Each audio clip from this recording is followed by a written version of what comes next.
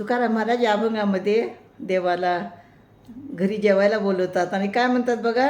चिंतामणी देवा गणपतीशी आणा, करवावे भोजन दुजे पात्री, देव म्हणती तुक्या एवढी कैची थोरी, अभिमान नाभी तरी नागवलो, वाढ वेळ झाला शिळे झाले अन्न, तटस्थ ब्राह्मण बैसेले ती, तुका म्हणे देवा तुमचे सुक्रते, आणखी त्वरित मोरे यासी. तर आहो देवा, हे चिंतामणी देवा, गणपती हे तुमचे दैवत आहे आणि त्यांनाही तुम्ही भोजनासाठी बोलवा.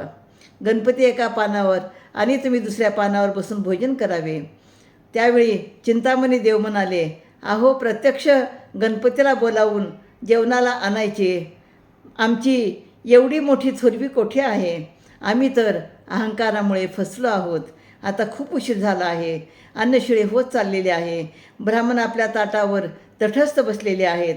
तुकाराम महाराज म्हणतात, अहो चिंतामणी देवा, तुमच्या पुण्यप्रभावामुळे मी गणपतीरायाला लगेच बोलावून आणतो. तर या ठिकाणी तुकाराम महाराज आपल्या विठ्ठलासोबत विघ्नहर्ता गणपती जो चिंतामणी देव आहे, जे चिंता दूर करतात, त्या गणेशाला सुद्धा ते जेवण्यासाठी आमंत्रण देतात.